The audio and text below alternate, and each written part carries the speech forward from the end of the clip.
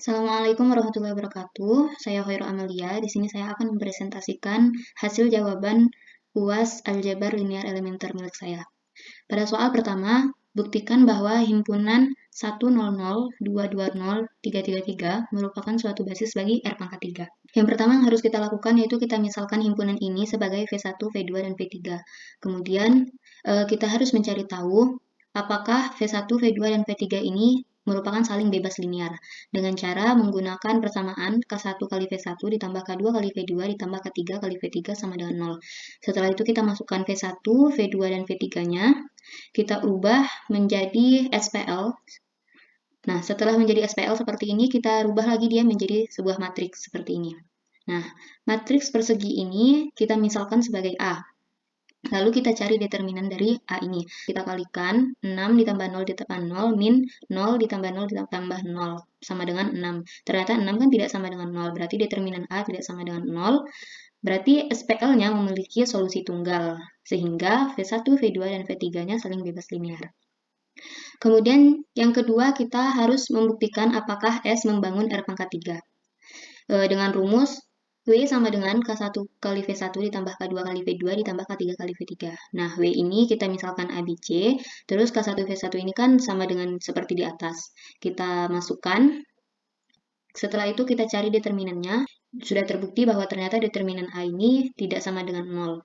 Maka SPL memiliki solusi tunggal, sehingga V1, V2, dan V3 membangun R pangkat 3. Dari sini sudah dapat kita simpulkan, karena V1, V2, V3 bebas linear dan membangun R pangkat 3, maka V1, V2, dan V3 merupakan basis bagi R pangkat 3. Kemudian lanjut ke soal nomor 2, diberikan matriks A, dan kita tentukan yang pertama itu persamaan karakteristik dari A. Dengan rumus determinan dalam kurung lambda kali matriks identitas dikurang matriks A sama dengan 0. Lambdanya kita kali dengan matriks identitas menjadi seperti ini. Setelah itu kedua matriks ini kita kurangi, kemudian kita cari determinan dari matriks ini. Kita dapat mencari menggunakan cara minor kofaktor, jadi seperti ini. Karena 0 dikali matriks ini 0, dan 0 dikali matriks ini juga 0, berarti yang perlu kita kerjakan hanya ini. Nah, ini lambda min 3, matriks ini kita gunakan metode Sarus, yaitu AD min BC. Kemudian kita kalikan, hasilnya menjadi lambda pangkat 3 min 4 kali lambda kuadrat plus 4 lambda min 3 lambda kuadrat plus 12 lambda min 12 sama dengan 0. Kita sederhanakan menjadi lambda pangkat 3 min 7 lambda kuadrat plus 16 lambda min 12 sama dengan 0. Inilah persamaan karakteristik dari matriks A. Kemudian yang B, kita harus menentukan nilai-nilai eigen dari matriks A. Nah, kita menggunakan metode Horner pada persamaan karakteristik dari matriks A tadi. Kita tuliskan koefisien dari persamaan ini, yaitu 1, min 7, 16, dan min 12. Kemudian kita kerjakan, nah ini kita tambah ya. Nah, awalnya angka 1 ini kita turunkan, kemudian 1 kali 2 itu sama dengan 2, min 7 ditambah 2 itu min 5. Setelah itu min 5 dikali 2 itu min 10, 16 min 10, 6. 6 dikali 2, 12, min 12 ditambah 12 itu 0. Nah, kalau misalnya di akhir ini kita dapat 0, berarti ini persamaannya. Kemudian ini kita masukkan, berarti lambda sama dengan 2 itu sama aja dengan lambda min 2.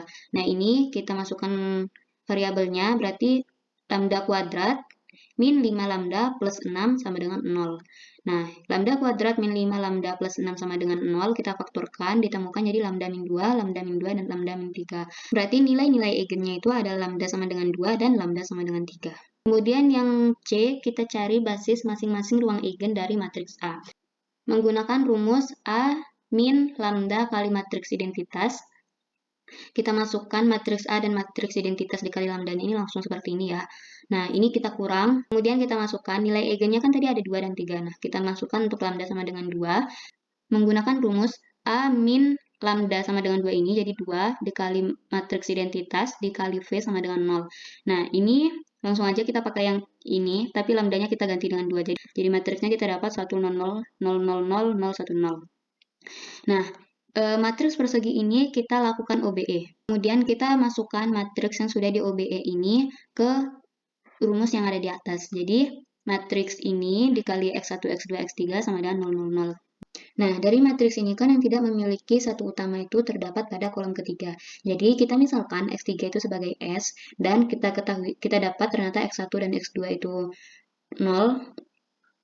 Jadi kita masukkan X1, X2, X3 sebagai 0, 0S. S-nya kita keluarkan menjadi 0, 0, 1. Nah, dari sini kita dapatkan vektor eigen untuk lambda sama dengan 2 adalah 0, 0, 2. Artinya, basis ruang eigen untuk lambda sama dengan 2 adalah 0, 0, 2. Kemudian kita kerjakan untuk lambda sama dengan 3. Menggunakan rumus yang sama, jadi lambdanya kita ganti dengan 3, kemudian didapat matriks seperti ini. Setelah itu, matriks persegi ini kita lakukan OBE. Nah, ini kita masukkan ke rumus yang di atas. Seperti ini. Nah, karena dari sini dapat kita ketahui bahwa ternyata yang tidak memiliki satu utama itu terdapat pada kolom pertama. Kita misalkan nih X1 sama dengan S, X2 dan X3 tidak kita dapat sama dengan 0. Kita masukkan X1, X2, X3 dengan S 00, kemudian S-nya kita keluarkan. Nah, dari sini kita dapat bahwa vektor eigen untuk lambda sama dengan 3 adalah 3, 0, 0. Maka basis ruang eigen untuk lambda sama dengan 3 adalah 3, 0, 0. Kita lanjut ke soal nomor 3. Misalkan V adalah RHKD, buktikan jika U, V adalah vektor-vektor satuan yang saling ortogonal, maka norm dari U min V itu sama dengan akar 2. Nah, kita gunakan pernyataan yaitu vektor U dan V dikatakan ortogonal jika hasil kali dalam U, V itu sama dengan 0. Nah, ini kita jabarkan berarti U1 V1 ditambah U2 kali V2 itu sama dengan 0. Kemudian kita menjabarkan norm dari U min V sama dengan akar 2. Nah, norm U min V ini kita jabarkan berarti akar dari U1 min V1 kuadrat ditambah U2 min V2 kuadrat sama dengan akar 2. Kemudian kita kuadratkan di kedua ruasnya, jadi akarnya hilang. Nah, ini kita kali pelangi.